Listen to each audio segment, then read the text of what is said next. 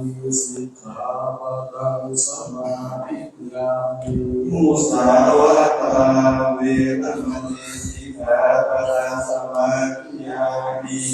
ราเมรยามัญจปัมมาทานาเวรมณีสิกขาปะทังสมาธิยามิสุลาเมรยมัชฌัมมาจทานาเวรมณีสิกขาปะทังสมาธิยามิมานิปัญจสิกขาปะทังสีเลนะสุขังยันติสีเลนะโภคสัมปทาสีเลนะนิพุติยันติปัสสมาสีลังวิโสทะเยสาธุสาธุสาธุครับในโอกาสลำดับต่อไปก่อนที่จะได้จุดเทียนมงคลทั้งหลายทั้งปวงในพิธีอบรมสมโภชพระพุทธรูปพระประธานในวิหารหลวงวัดโบสถ์น้ำดิบนิมนต์ท่านอาจารย์พระครูวิโรจน์ชยาภรณ์จะได้นำเอาสวยดอกไม้ในขันตั้งไปถวายท่านพระครูโสพลบุญโยภาสวาบุญต่อจะได้เมตตาขึ้นขันตั้งหลวงพุทธาภิเษกอบรมสมโภชอย่างพุทธปิมปาสาลูกเจ้าในโอกาสนี้กลับนิมนต์ครับเมตตาบารมีธรรมของหลวงพ่อพระครูโสพลบุญโยภาสท่านบาเจ้าบุญต่อพระวันโนวัดศรีสว่างอำเภอหางดงอันเป็นศิษย์พุทธาคมในหลวงปู่ครูบาอาจารย์แก้วนะครับอันเป็นครูบาอาจารย์ของท่านพระครูวิโรจน์ชยาภรณ์นะครับเจ้าหน้าที่เทียนชนวนตั้งมั่นเราจะได้จุดเทียนอันเป็นเทียนมงคลต่างๆตามลำดับในพิธีอบรมสมโภชอย่างพุทธปิมปาสาลูกเจ้าวงคำอันดับแรกนั้นจะได้จุดเทียนอันเป็นเทียนพุทธวิปัสสีเทียนเล่มกลางด้านหลังตู้เทียนชัยในโอกาสนี้ขอเจริญพรพระแม่มารีตุงคบุรีได้อธิษฐานจุดเทียนพุทธวิปัสสีเทียนเล่มกลาง1เล่มในโอกาสนี้ขอเจริญพรเลยนะครับพระเนมิราชสำเร็จอธิษฐานบารมีพระแม่มารีตุงคบุรีได้อธิษฐานจุดเทียนพุทธวิปัสสีคือเกิดเป็นมงคลนะครับในโอกาสนี้ญาติโยมสาธุชนก็ร่วมอธิษฐานรวมกับพระแม่ด้วยนะครับและในโอกาสนั้นจะได้เจริญพรพระแม่มารีตุงคบุรีได้จุดเทียนมงคลซ้ายเทียนมงคลขวาในขันสาครด้านซ้ายด้านขวานะครับอธิษฐานจุดนะครับ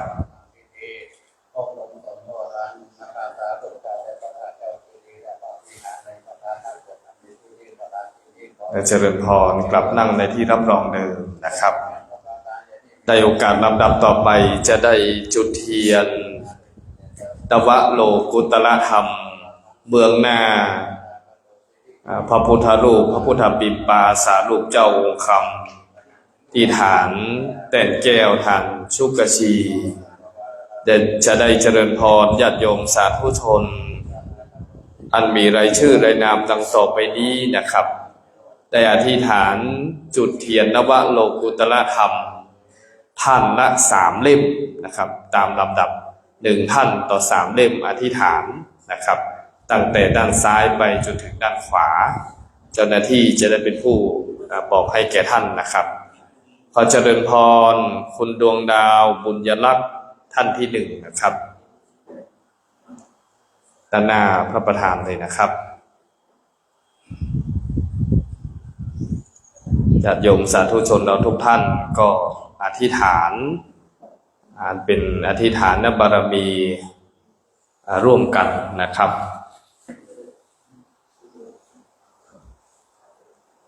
นวโลกุตละธรรมทั้ง9เล่มอันมีมรรค4ผล4นิพพาน รวมเป็นเก้านับเข้ายังพระปริญญาติธรรมเจ้าคือเป็น10นะครับท่านละ3เล่มนะครับท่านต่อไปขอเจริญพรคุณสรินดาตุงคบุรีครับ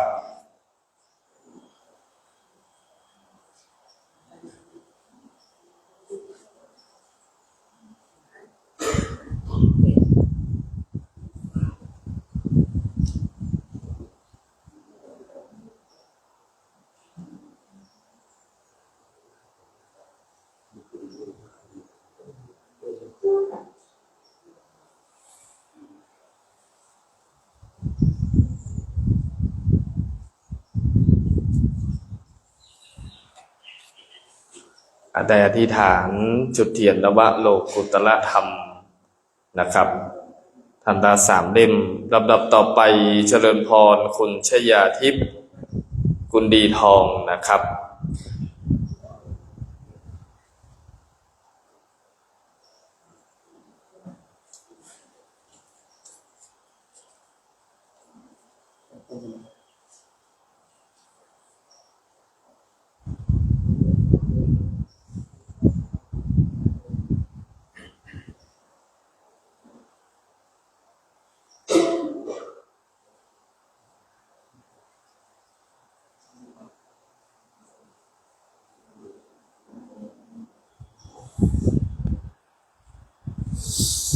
ดัง3ท่านได้จุดเทียนนวโลกุตละธรรมทั้ง9เล่มเป็นที่เรียบร้อยในโอกาสลำดับต่อไปนั้นจะได้ขอเจริญพรญาติโยมจำนวน4ท่านจะได้เป็นผู้จุดเทียนธาตุทั้ง4ที่โต๊ะหมู่นะครับอธิษฐานจิตท่านละ1เล่มจุดเป็นพุทธบูชาบูชาธาตุทั้ง4อันมีดินน้ำลมไฟเล่มที่1ขอเจริญพรคุณเกษราภูวัฒนเศรษฐ์ครับได้อธิษฐานจุดเทียนธาตุทั้ง4ในเล่มที่1นี้ท่านต่อไปขอเจริญพรคุณสัมพันธ์ช้างทองครับท่านละ1เล่มนะครับท่านต่อไปขอเจริญพรคุณแม่ปริมช้างทองครับ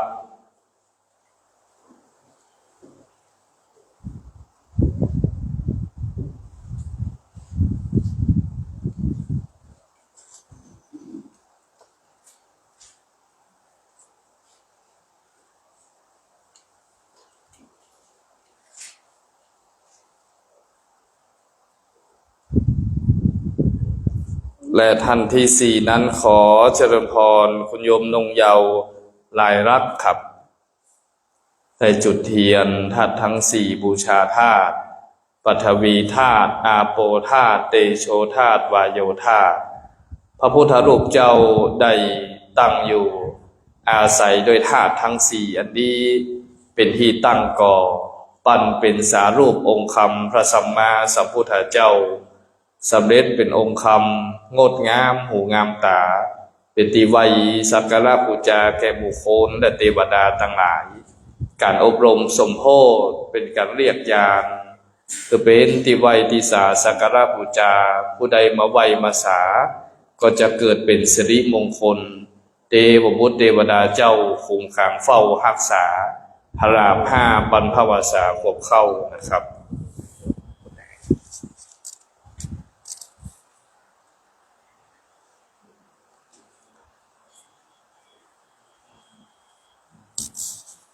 เมื่อได้จุดเทียนธาตุทั้ง4เป็นที่เรียบร้อย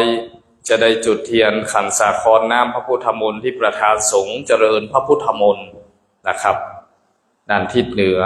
เจริญพรคุณโยมอมรรัตน์นาวารัตน์ครับ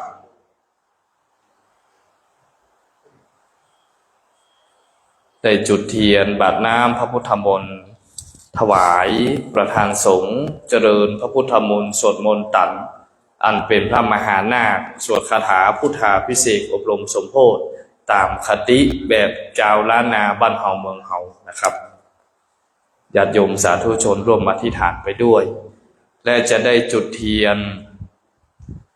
ขันแก้ว5 โกธาขอเจริญพรคุณโยมมุกดาเงินเมืองครับขอตัวแทนก็ได้1 ท่านแม่หลวงบ้านนะครับแม่หลวงเบญจวรรณนะครับได้จุดแล้วก็เมตตาท่านอาจารย์พระครูวิโรจน์ชยาภรณ์ท่านเจ้าว่าจะได้กำขันจะได้โอกาสสมมาแก้ว5 โกธาตามมารยาทประเพณีเป็นเบื้องหน้าสืบต่อไปนะครับ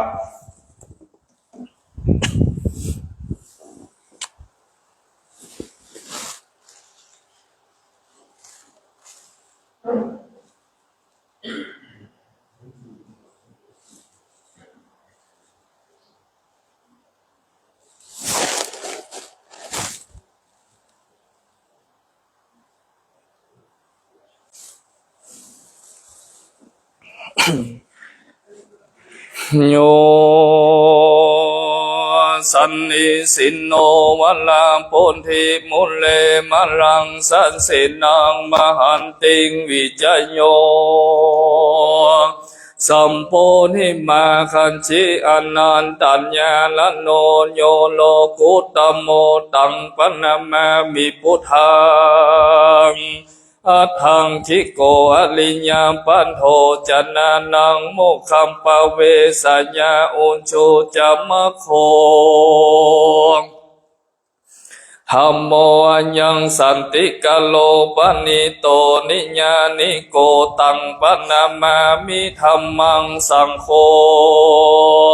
วิสุทโธวราตคินโยสันตินทดิโยสัมปามัลลปะหิโนคุเนหิเนเกหิสัมมิธิปโตกนาสะโวตังปนะมามิสังฆังตังปนะมามิมหาเจติยังตังปนะมามิมหาโพธิโลกังสาธุองค์กาสาพันเตข้าแต่พระปัญจรัตนาพันแผ่วพระแก้วเจ้า5 ประการดีและอาจจะในวันนี้นาก็หากเป็นวันดีติธีอันวิเศษเหตุว่าเป็นวันแห่ง3 ค่ำห้ำว่าเป็นวันที่14 เดือนกุมภาพันธ์พุทธศักราชว่าใด2568เดือน5เหนือแม่จุจอดฮอดเฮิงเติงแก่สัมมนาศรัทธาและมหามูลศรัทธาผู้ค้าตั้งหลายตั้งไปในและไปนอกไปในมามี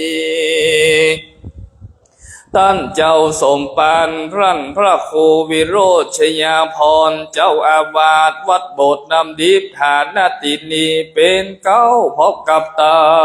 งพระภิกขุสงฆ์องค์สามเณรเจ้าจูตนจูองค์โหนแห่งห้องไปนอกไม่มีคณะศรัทธาผู้ปานหากอุปานธรรมตินจองห้องวัดโบสถ์น้ำดิบอันมีพระแม่มาลีตุงคบุรีและศรัทธาหนุ่มเทาใจยิ่งต่างหลายม้วนหมู่ก็ปากันมาฐานาตินีมีเอกสันหาสมัคคีพร้อมเพียงเรียงกันในอาวาสกตามมังกลกรรมพุทธาภิเษกอบรมสมโพธิยอมยกย่างพระพุทธปิมปาสารูปเจ้าองค์คำมันเป็นพระประธานในวิหารหลวงแห่งวัดโบสถ์น้ำดิบฐานตินีตังพุทธปิมปาสารูปเจ้าองค์เก่าใหม่ใหญ่น้อยอ่อนห้าปันนาตั้งไว้บนสมุขชีนานบ้านนี้นาผู้ค้าตั้งหลายจึงปากันตกแต่งหางดายังมัทุบูพาลานจากดวงดอกเขาตอกดอกไม้และลำเตียนแม่จำเนียนไว้เนื้อคานปั่นเป็นหาโกนหากปัทมาวิภาค เบื้องต้นหัวตีขอสมแม่และถวายปูจาเฮิดเหิงแก่ยังองค์พระศรีสักกยมุนีสัมมาสัมพุทธเจ้าตนเป็นที่จังที่เปิงแก่สัตว์โลกตั้งหลายตั้งพระบรมสารีริกธาตุเจ้าตั้งพระจิตติญาณธาตุเจ้าอันมี84,000 ลังมีตั้งพระโบสถ์พระบาทพระธาตุเจ้าเจดีย์ตั้งไม้สลีมหาโพธิโลกาจาตอันตั้งอยู่ตั้งนายักบ้านนอกของนิคมป่าไม้และจอมดอยภูคาขอกรมเก่าไว้กุลแห่งพระพุทธเจ้าเลิศดวงบานนำมาสร้างการ56 ดวงคันบ่อเศร้าขอกรมเก่าและลดขอสมมาส่วนตุติญาโกถากอันทวนสองดินาขอสมมาและถวายปูจาเฮิดเหิงแก่ยังพระสัทธรรมเจ้าเลิศดวงบานนั้นมี84,000 พระธรรมขันธ์บ่เศษแบ่งเป็นทลายปิตากาจืนจ้อยอันมี3 บ่อน้อยคือสุตันตปิตังกาพระวินัยญาและพระอภิธรรมเจ้าอันว่ากุลแห่งพระสัทธรรมเจ้านั้นไสวดาย38 ผู้คาขอสมมาและแขวดปูจาส่วนตติญาโกถากอันทวน3 ดินาขอสมมาและถวายปูจาเฮิดเหิงแก่ยังพระสังฆเจ้าตั้งหลายอันมีพระอัญญาโกฏัญญาเทระเจ้าเป็นเก้าเป็นผาทานอันมีอสิติสาวกะเจ้าอันเป็นพระละหันตาและสมมุติสังฆเจ้าในกาลปัจจุบันอันว่ากุลแห่งพระสังฆเจ้านั้นไสว่าได้14อันโหงกี้เจยบานผูกขาขอนมัสการแล้วลวดขอสมมาส่วนจัตุธาโกถากอันทวน4 นินาขอสมมาและถวายปูจาเฮิดเหิงแก่ยังพระกรรมฐานเจ้าอันมีสมถกรรมฐานและวิปัสสนาญาณอันวิเศษนำคัด3ยังโอกาสงสารเฮิดเหิงฟังกำนามหาเนลปานผู้คาขอนมัสการแล้วลดขอสมมาส่วนปัญจมาโกถากอันทวน5 ดินา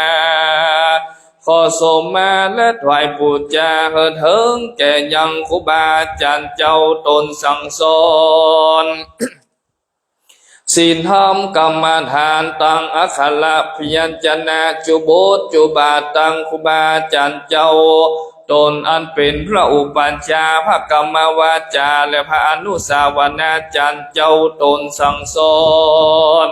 ศีลธรรมกรรมฐานจุวระองค์ผู้คาตั้งหลายขอสมมาและลดขอปูจา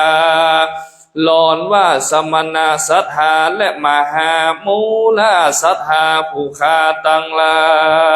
ยหากใดประมาทต่อพระแก้วเจ้าตั้ง5 ภาการโดยกายกรรมวจีกรรมมโนกรรมได้สลางพังพาด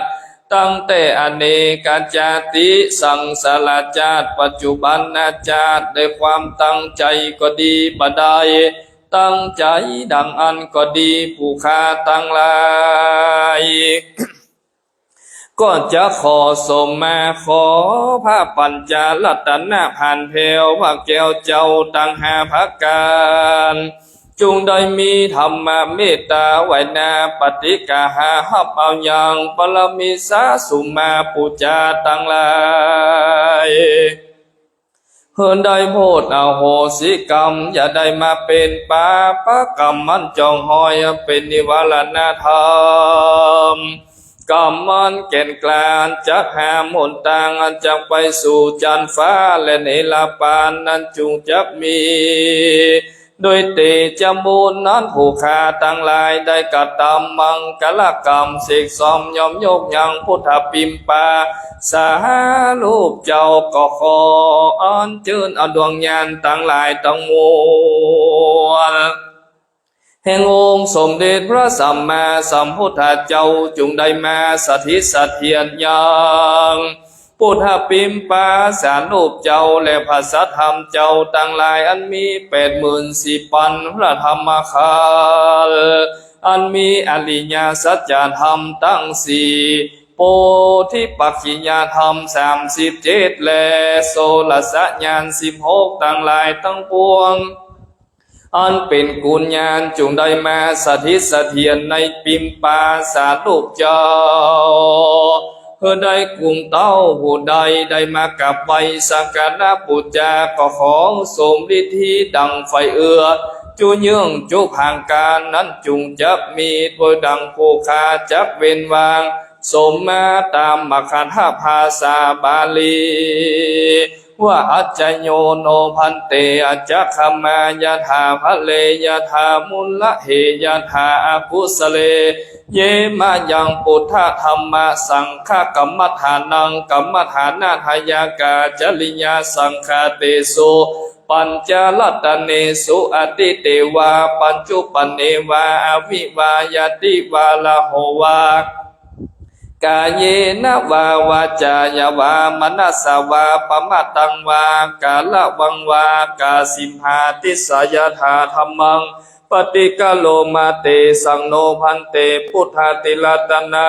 ปัญจกังอนุกัมปังอุปาตายาจายังอจายโตปฏิกันหันโตขมันตุสัพพังโตสังขมันตุโนท่านอาจารย์ท่านพระครูวิโรจน์ชยพรจะได้นำเอาขันแก้ว5 โกฏาขึ้นไปเกณฑ์บนฐานชุกชีแต่แก้ว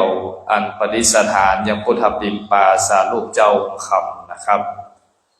และหลังจากนั้นในโอกาสนี้จะได้ประกอบพิธีอันเป็นมงคลในการจุดเทียนชัยเพื่อเป็นมงคลแก่วัดแก่วาในพิธีอบรมสมโภชอย่างพุทธปิมปาสารูปเจ้าจะได้กราบในเมตตาบารมีธรรมของหลวงพ่อพระครูโสพลปุญโญภาสครูบาบุญต่อวรวันโนวัดศรีสว่างอำเภอหางดงจังหวัดเชียงใหม่จะได้เมตตาอธิษฐานเจิมเทียนชัยปิดแผ่นทองคำเปลวและจะได้อธิษฐานจุดเทียนชัยกล่าวขอกราบในเมตตาบารมีธรรมเบื้องหน้าตู้เทียนชัยนะครับเป็นการโป๊กเป่าเทวบุตรเทวดาอันสถิตอยู่ในจันฟ้าทิพวิมานไปบนจึงได้เหาะเหินเดินชานมาห่วงสโมสรอนุโมทนาในกุศลบุญเจตนามังกลกรรมอันวิเศษที่จะเป็นเหตุบังเกิดที่วัดโบสถ์น้ำดิบเพื่อได้การกุงรุ่งเรืองเบื้องหน้าสืบต่อไป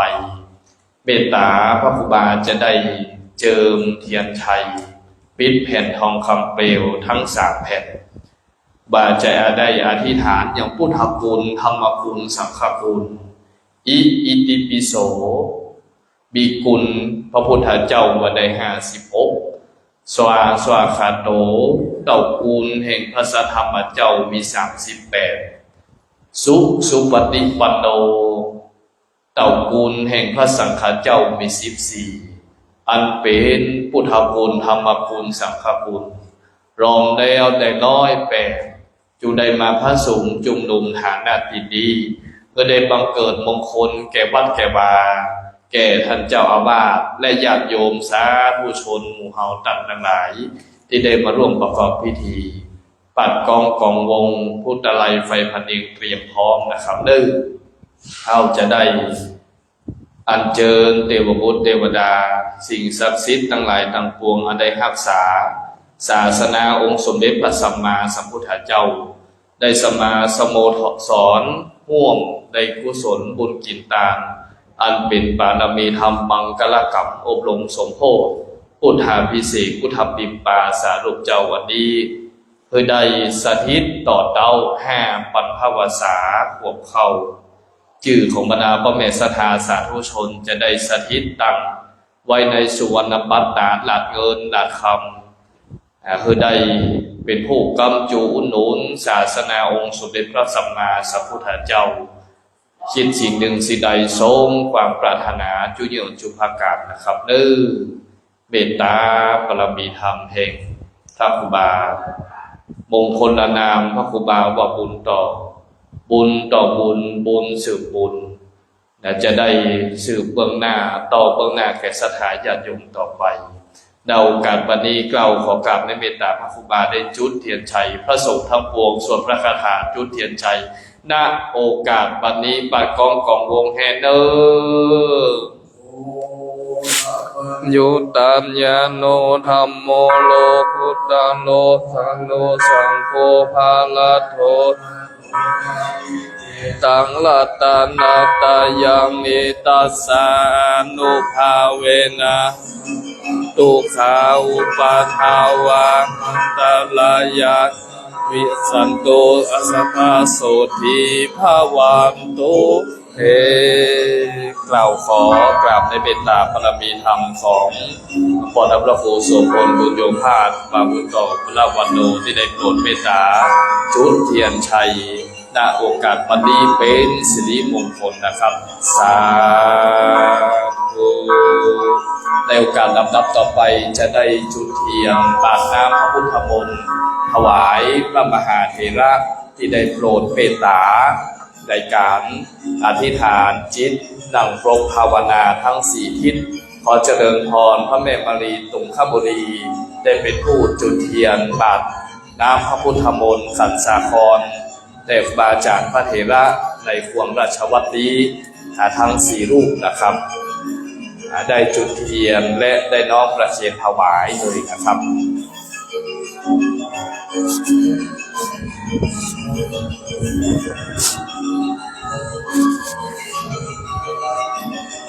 ซึ่งพระแม่มารีตุงคบุรีอันเป็นรัตนบาสิกาผู้อุปถากอุปถัมภ์อย่างวัดโบสถ์น้ำดิบนะครับจัดงานนันนี้ได้เกิดมงคลนะครับทั้งหมดเลยนะครับทั้งหมดเลยครับทั้งหมดเลยเมตตาบารมีธรรมพระครูบาบุญต่อเมตตาบารมีธรรมพระครูบาไกรลาภเมตตาบารมีธรรมแห่งพระครูบาชัยประสิทธิ์และเมตตาบารมีธรรมแห่งท่านอาจารย์พระครูวิโรจน์ชยาภรณ์ท่านเจ้าอาวาสจะได้เมตตานำปรกอธิษฐานจิตนะครับในพิธีอันเป็นมงคลนี้นะครับ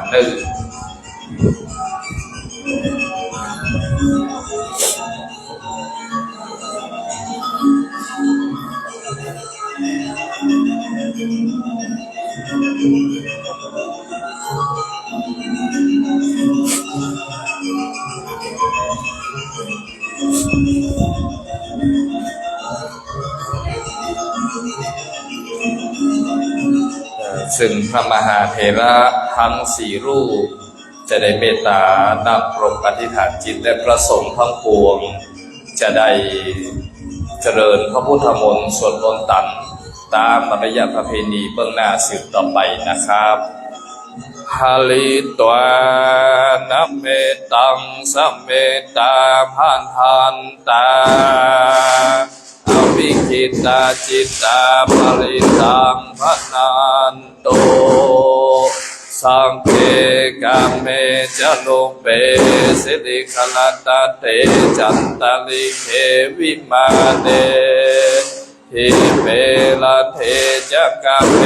ตโลวนากาเนเกหาวันโตเมเกเตภุมหานโยจตุโลกปลาจายามาลาจาอินโตเวสุวรรณลาจา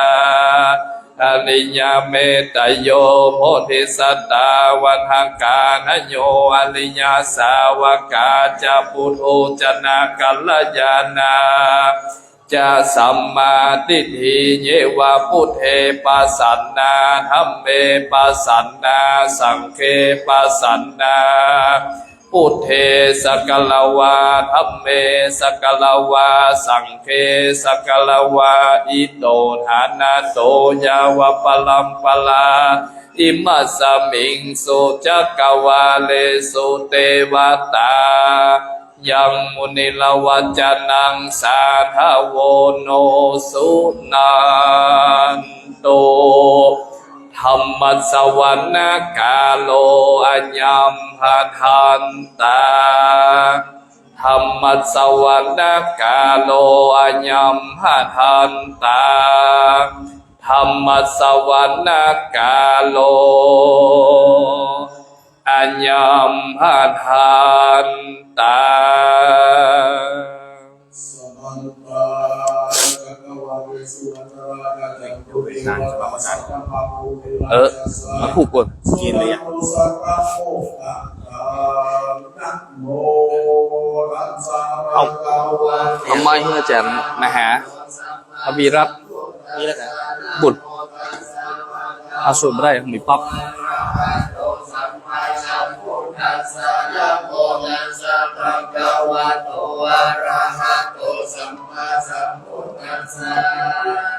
พุทธังสารนังกัจฉามิธัมมังสารนังกัจฉามิสังฆังสารนังกัจฉามิทุติยัมปิพุทธังสารนังกัจฉามิขาดไผ่ขาดไผ่มาแพ้ฮะขาดจะไรตัวหนักวะเนี่ยฮะมาตุ๊กกิ้งเหรอเสียงอะไรเสร็จหมดนะอ๋อทุกกิ่งว่าจะมาอะไร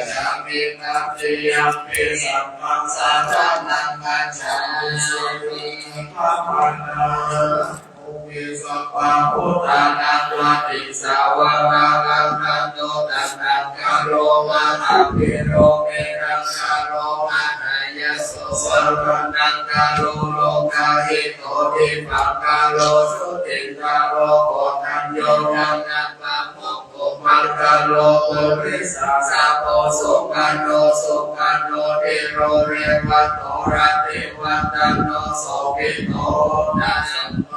ตันโนปัสสสิจันโตตันโมปันโมโมโลกาปัญโชโตนารัตโตวาราสารติปันโตโมตาโรสัตตาสารโลสุเมโนวังกะปุตตาโนสุจันโตสัพพะโลกาโมปิยาสัสสิเนวัสสะโมอันตัสสิกาโลนิโกธัมมานัสสินะโมพุทโธสิทธัตโตอัสสะโมโลเกติโสจาวาทัตตังวะโลกุโสจาวาระโตโลกิปัสสิจานุภาโตสิทธิสัพพะอิโตสัทธาเวสะโพโสปัฏฐายะโภกัมพุสัมโนสัทธาวะโอโกนารัมโนรัตนัญจาโอกัสสะโพสิริสัพพันโนโพธัมโมสังฆายะโภมาโวอันนาวิสัตติสังฆกายิเมพุทธามาหิติกาภารุณาสุตาสัพพันนาสัพพะโลกาภิกขุชิตาอิเตทัสสะพะลาพุทธาอุตตมาทัพพุทธาลาเตปิสัทธาพุทธาสุปิติเยอัมมะตังปะทังอิเตพุทธาติตาจัมมันตานาหุนติสัมปันธาทวิสติ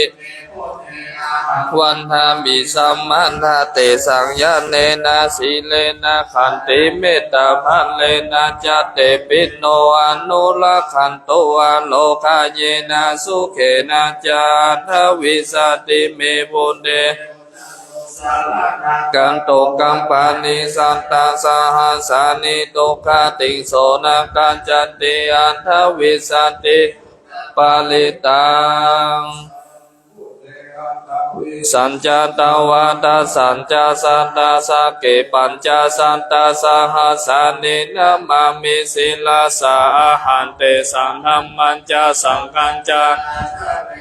นามามิหันนามาคาลานุภาเวนะหันตวาสัมเปอุปันหาเวอันเนกาอันตัลายาปิวินาสันโตวาเสสันโตสัมพุทเตนัญจสัญญาสัญจาจัตโตเวสัตตะหะเกตัสสะสหัสสหัสสานินามามิสิลาสาหันเตสังธัมมัญจสังกัญจาหันเดนะนามามิหันนามาสัมเปอุปันหาเวอเนกาอันตาลายาปิวินาสันโตอาเสสันโตสัมพุทเทนะพุทธลัสสะเตอันทาจตาลิสาสหัสสะเกวินสันติสัตตาสหัสสานินามามิ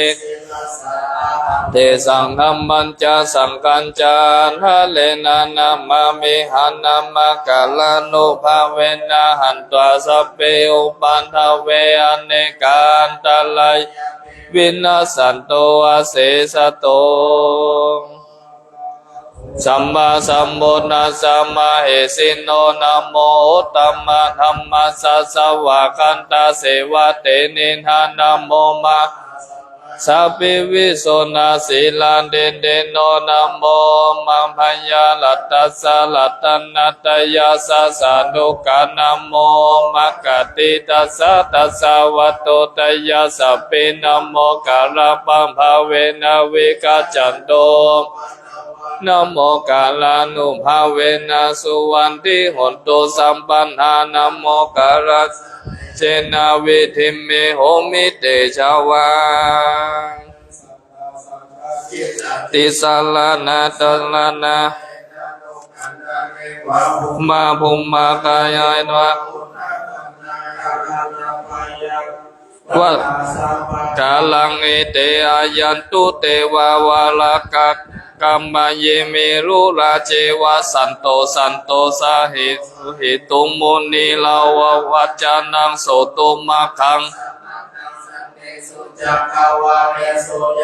เทวาจะพัมมุโนยังอัมเหหิกาตังปุญญังสัมปัสปฏิสากะกังสัพเพตังอนุโมทิตวาสัมมาคาสาสันเนลาตาปาลาหิตาโหนโตอารักขาสุสัจจโลกัสสาวุธิภาวันตุสัมพันธาสาสนัมปิจโลกัญจา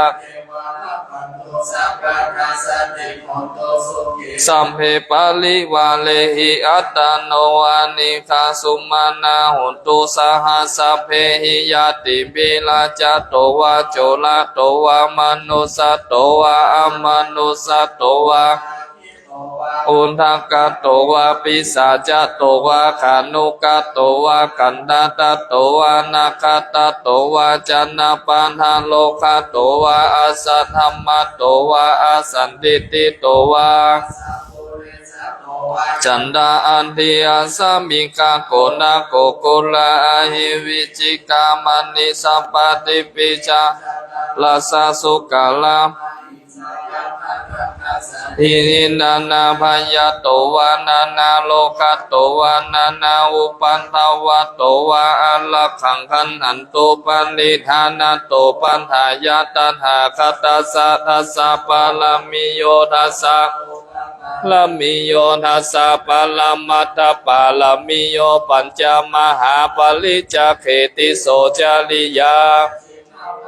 กัมภาวะกันติงจติงอัมพินิคัมมานังปัญหานาจานิยังโพธิปัลลังเกมัลลาวิจายังสัพพัญญุตยานาปฏิเวทานาวาโลกุตละ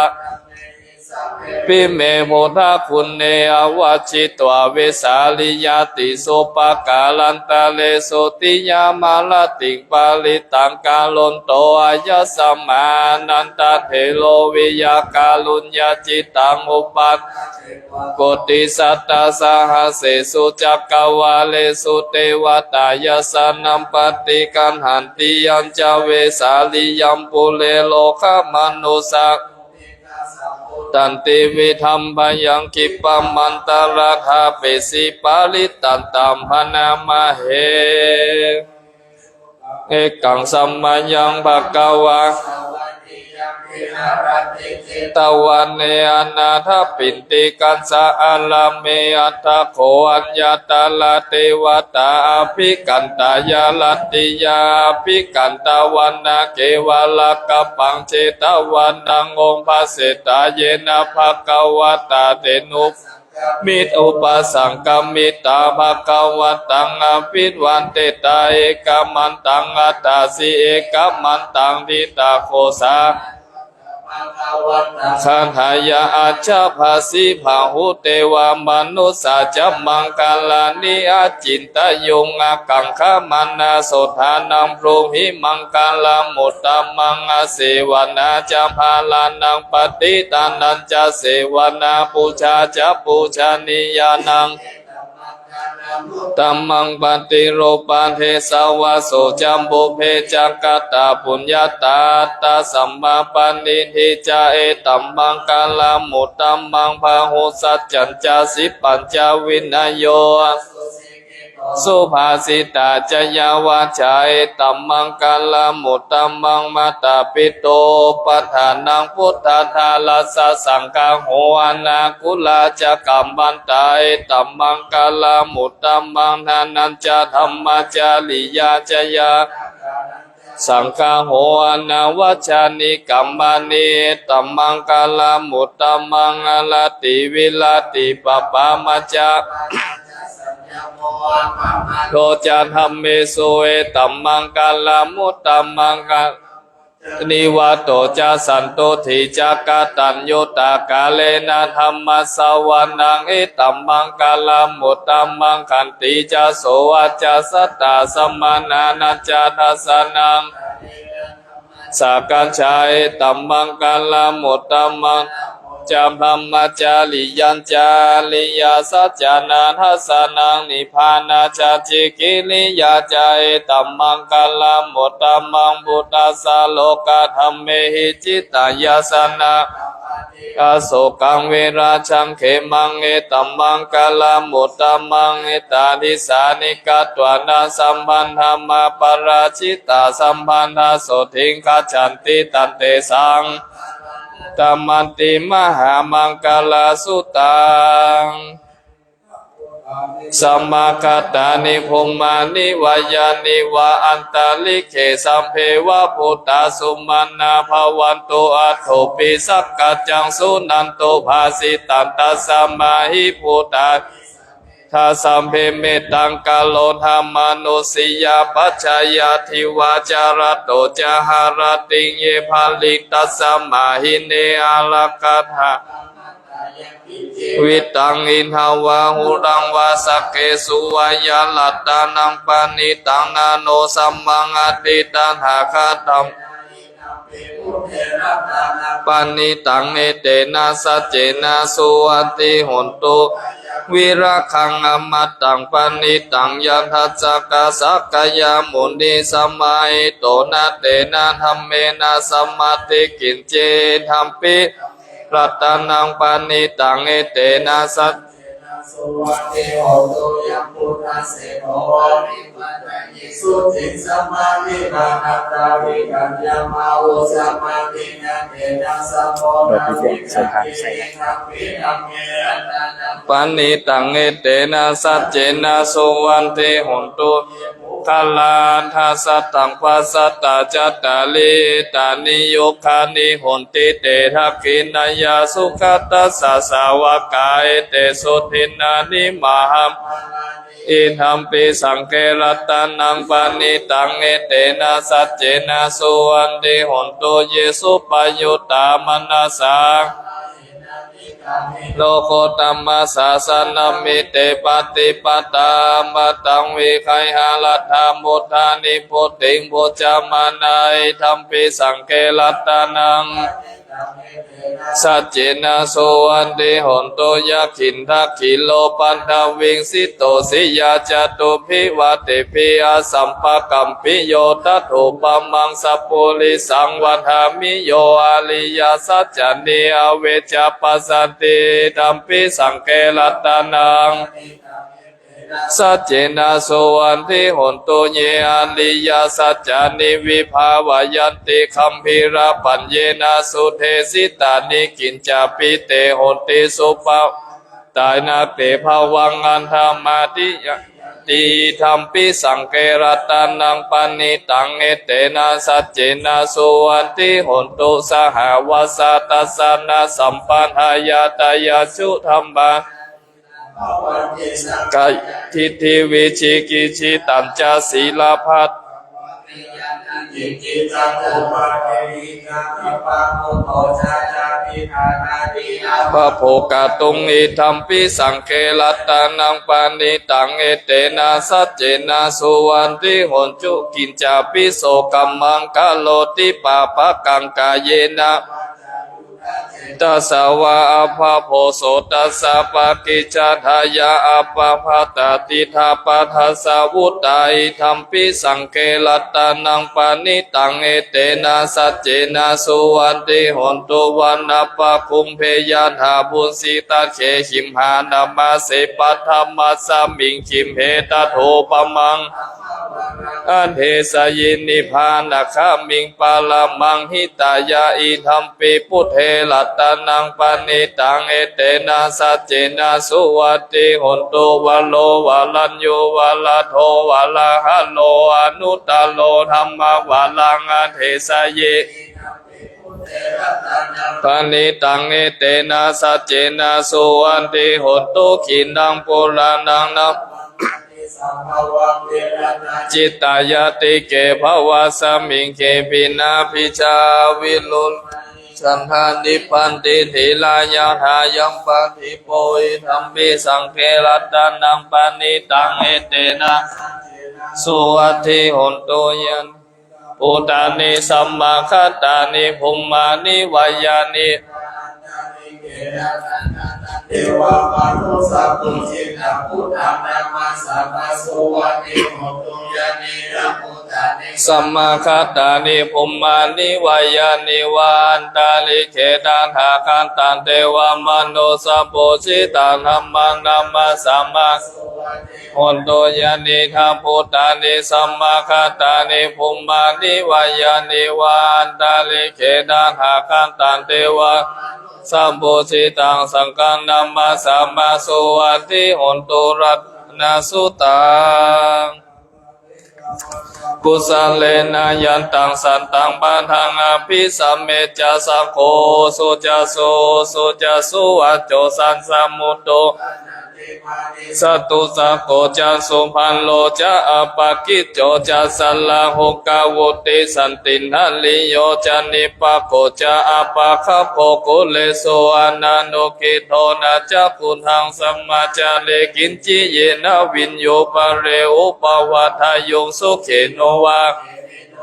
ตุสัมเปสัตตาภวันตุสุขิตตาเยกิจิปันนาปุตตันติตันหาวาทาวาลาวาอันนาวะสิสัทธิขาวาเยมะหันตาวามาจิมาลาสกานุกัตุลาทิทาวาเยนาวิทุเลพุตาวาสัมภเวสีวาสัมเพสัตตาภวันตุสุกิตตาเยปโรปาลังนิโกเพนานาติมันเยนากันนาจินังกินจิพยาโรสนาปฏิฆาสัญญาณทุกขามิฉายามาตายาหานิยังพุทธังอายุสาเอกพุทธมนุระเขวัมปิสัมภาพุเตสุมานาสัมภาวะเยอปาลิมานาเมตัญจาสัมภาโลกัสสมิมานาอปาลิมานังอุทังอันโทจติลิยัญจาสัมภาทังอเวลังอาสัพพตังทิฏฐานจาลังนิสิโนวาสยโนวายาวัตตสาวิกันตา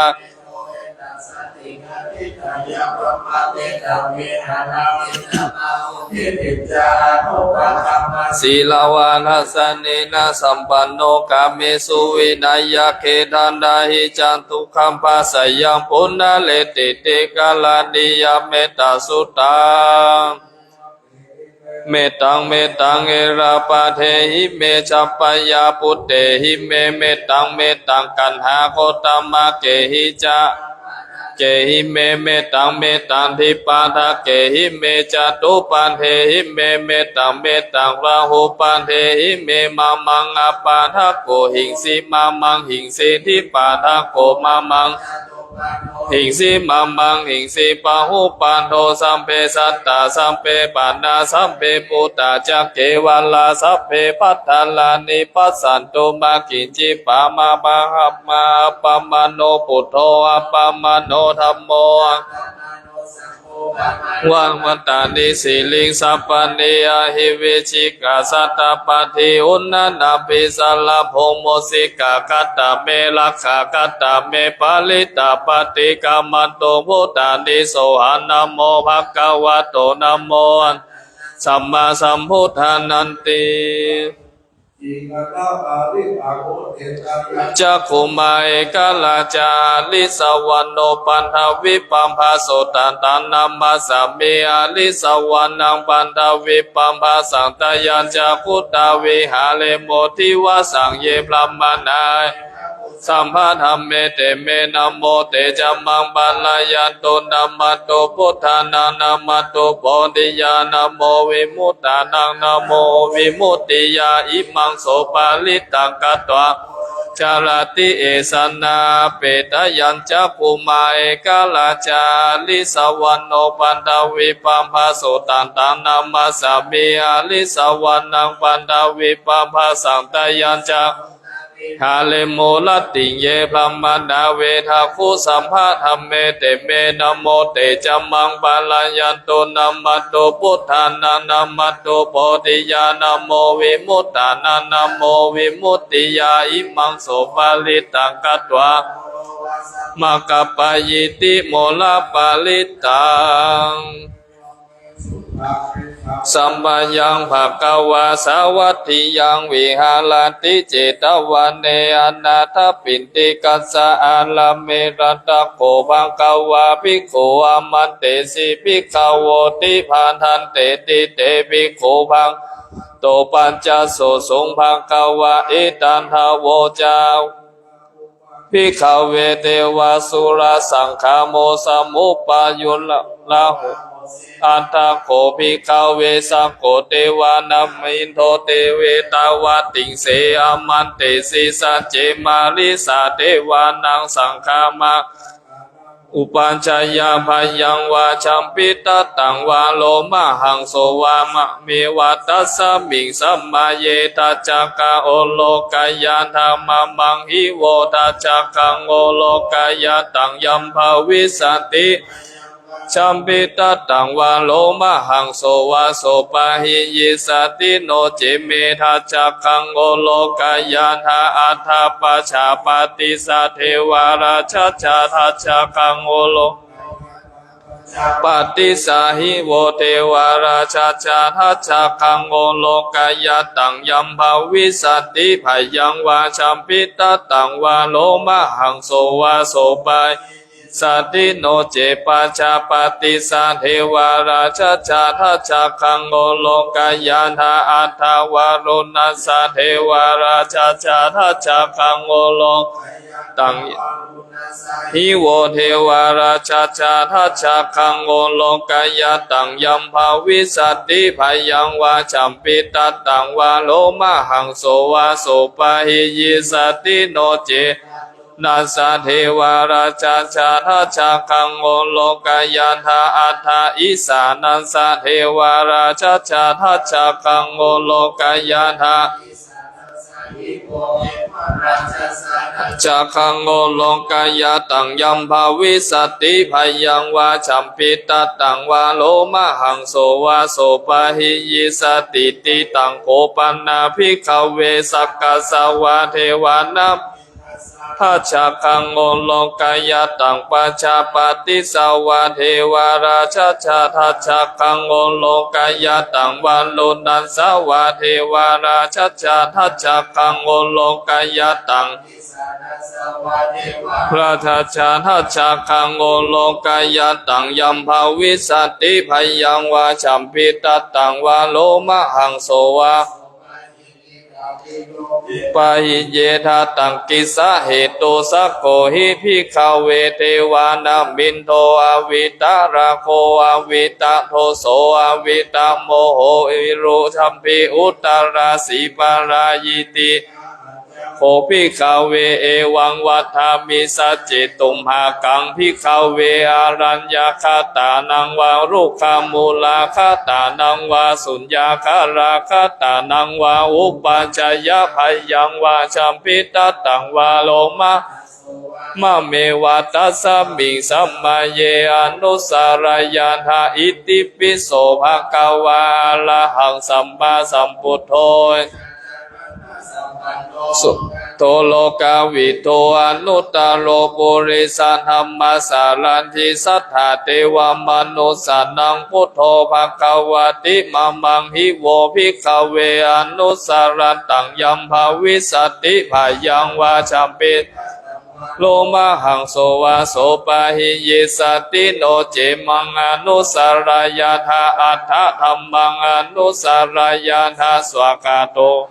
กวตาธัมโมสันติติโกอากาลิโกเอหิปัสสิโกปัญญิโกปัจจะตาโพวินโยอิติมัมมังหิโวภิกขเวอันสารันตังยัมภาวิสติภายังวาชัมปิตตังวาโลมะหังโสวาโสปะสติโนเจมัมอนุสารยานหาอัฏฐสังฆังอนุสารยานหาสุปฏิปันโนภะคะวะโตสาวกสังโฆชุปันโนภะคะวะโตสาวกสังโฆปฏิปันโนภะคะวะโตสาวกสังโฆจิปฏิปันโนภะคะวะโตสาวกสังโฆจัตตาลิปุริสายุคานิอัตตาปุริสปุคาลาเอสะภะคะวะโตสังโฆอาหุนายโยปาหุนายโยทักขินายโยอัญชลิกาลนิโยอนุตตลังปุญญเขตังโลกัสสติสังฆังหิโวภิกขเวอนุสาลตังยัมภาวิสติโลมาหังโสวาโสปะหิเยสติตังกิสาเหตุตันหาคาโตหิภิกขเวอะระหังสัมมาสัมพุทโธวิตาราโคอวิโสวิตาโมโหอาภิรุอนุตตราสีอัปปารายิติอิธัมมโวจะภาคะวะอิตังวัตตานาสุขโตอัฏฐาปรังเอตัทธาโวจะสัทธารัญเยลุขมุเลวะสุญญาคาเรวะ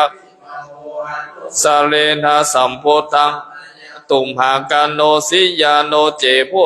สารายานหาโลกะเชทังนาราสะพังอัฏฐธัมมังสารายานหานิยานิกังสุเทสิตังโนเจธัมมังสารายานหานิยาสุเทสิตังอัฏฐสังฆังสารายานหาปุญญเขตังอนุตตรังเอวัมพุทธังสารันตานังธัมมังสังฆัญจาภิกขโวชัมปิตตังวาโลมะหังโสวานาเหสติติทาชาคาปาลิตังตัสสะสิลิมัตโตสิกิสัพพินามัตโตสัพพะพุทธานุกัมปิโน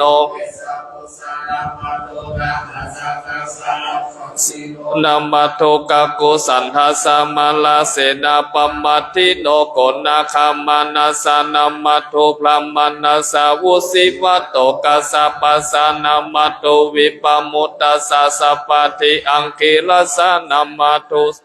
กายปุตตัสสะสิลิมัตโตโยอิมังธัมมะเทสิสัมภาตุขาปโนทานังเยจะปินิพุตาโลเกยะธาภูตังวิปัสสิสุเตชะนาปิสุนา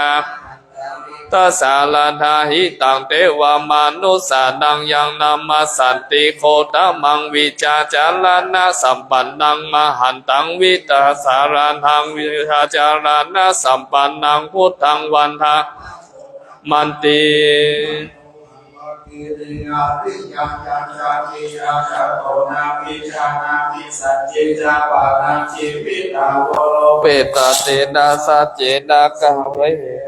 ส กัปภาสาโพชังโคสัตติสังฆาโตธรรมานังวิจัยโยตถาวิริยัมปิติปัสสันติจัตตถาภเลสัมมาภูเปขาโพชังคาสัตเตเตสัมภาทัสสินามุนีนาโอวิกัปปะสัมวัตติอาวิญญาณติปานัญญาจโพธิยาอิเตนะสัจจวะเทนะสุติเตโอนตุสัพพะไตรกัสสมิสัมมาเยนะโอโภคัลลานัจจกัสสะภะคิรันเนรุปิติวิสวะโอจักเกสัตตาเสสะยิเตจัตตามานิมัตติตวะโลกาโมกิโสตังคันเนเตนะสัจจวะเทนะสุติเตโอนตุสัพพะไตร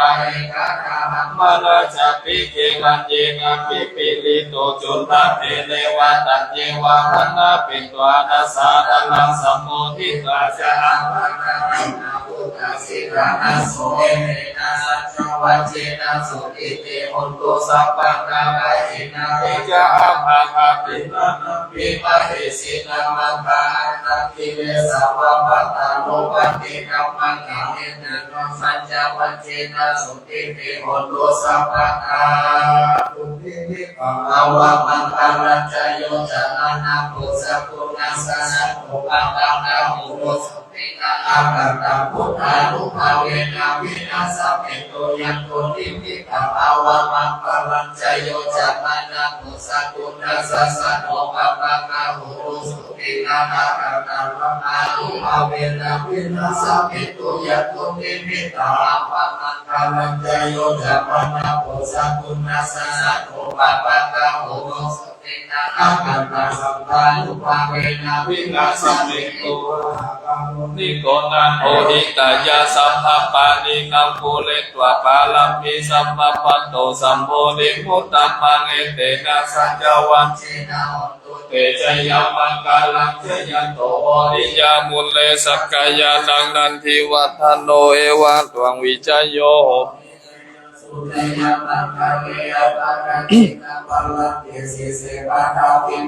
เลอภิเสกเกสัมปะพุทธานังอะคัปปะโตปะโมทัตติสุนัขตังสุมังคลังสุปัมภะตังโส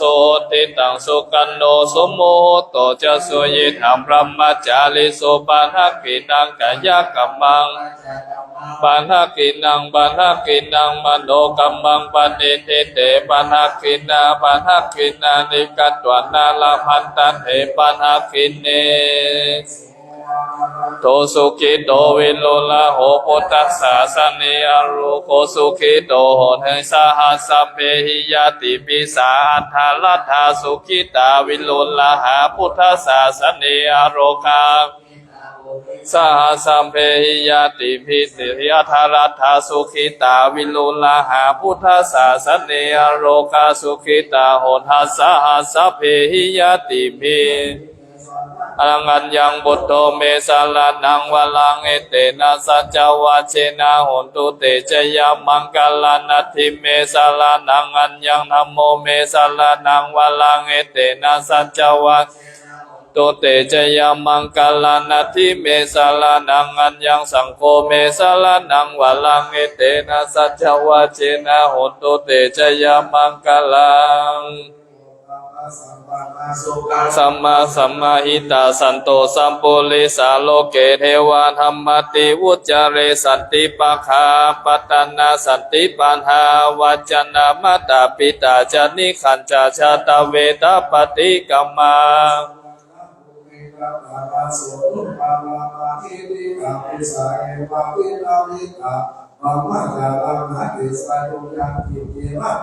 โลเกวิจันเตเวเวตังปุณโธรัตนังพุทธสมานาทิตสมาสุทิภวันตุเตยังกิจเจรัตนังโลเกวิจันเตเวเวตังปุณโธรัตนัง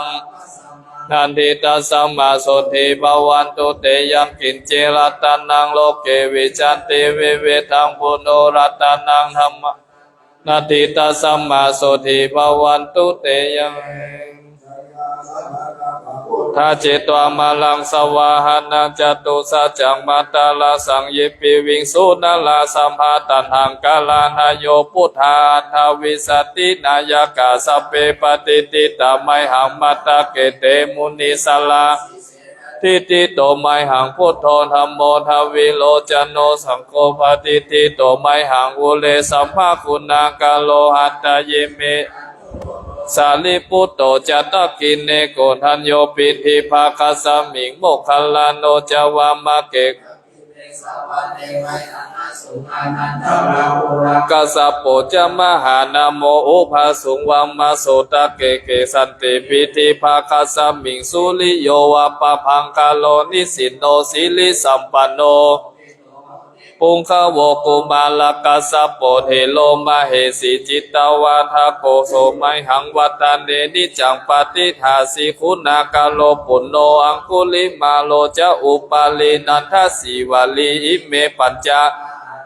นาลเตติลกามามาสิสาสิติมหาเทลาชิตาวันตาชินโนราสาจาลตาศิลาเตเชนะอังคามังเกสุสันติตาลัตตนังปุระโตอาสิตักขินเนเมตตาสุตตะกังทัจจกังสิวะเมอังคุลิมาลกังคันธโมลาปาลิตัญจาตานะอากาเสชาชานังอาสิเสสะปะกาลสันติตาชินานังพาลังสังยุตเตนะมักปะกาลังกังสัมโพธาปัญชาเลวตาปิตาทิชาชาตาภาหิชาตตุปันทวาอาเสสาวินายังยันตุอนันตปุณณเตชะสามัจจมิวิหารตังมหิตาเลสันหาปาเลตุมังสะเพเตมหาปุริสาสภาอิเจวะเมกะโตละโคสุระโคพุทธานุภาเวนะชิตุปันทโวธัมมานุภาเวนะชิตาลิสังโฆสังฆาชิตันตลายโยจลามิธรรมานุภาวะปาลิโตติชยปัญชาลาปันนาลาสาคาหานิธิตัง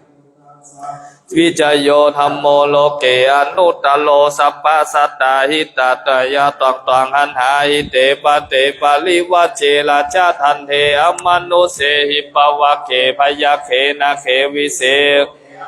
ละมาลเนนะจัสสภาสัมมามาลนามุตโตทัพเปตวากาลมาลิตันตเสวะอนุภาเวนะโหตุเตโวสุขีสันหาสมาทยาธรรมังสุจาริตังจเลตเสวะอนุภาเวนะโหตุเตโวสุขีสัทธาตังหูชังทาลานังวัจจานังคารุงปะเรสังเทสนังสุตตตัสสะอายุปวัฏฐติรัตนังโอสันหังอุตตมังวาลังหิตังเทวามนุสานังพุทธเตเชนะสุทินานะสันโตปันทวาสเปตุขาอุปสัมเมนตุเตสังกัตตาธรรมารัตนังโอสันหังอุตตมังละหูปัสสมานังธรรมเตเชนะสุทินานะสันโตปันทวาสเปพยาอุปสัมเมนตุเตสังกัตตาสังฆารัตนังโอสัทธังอุตตมังวะลังอาหุนายังปะหุนายังเชนะสุทินานะสันโตปันทวาสเปโรคาอุปสัมเมนตุเต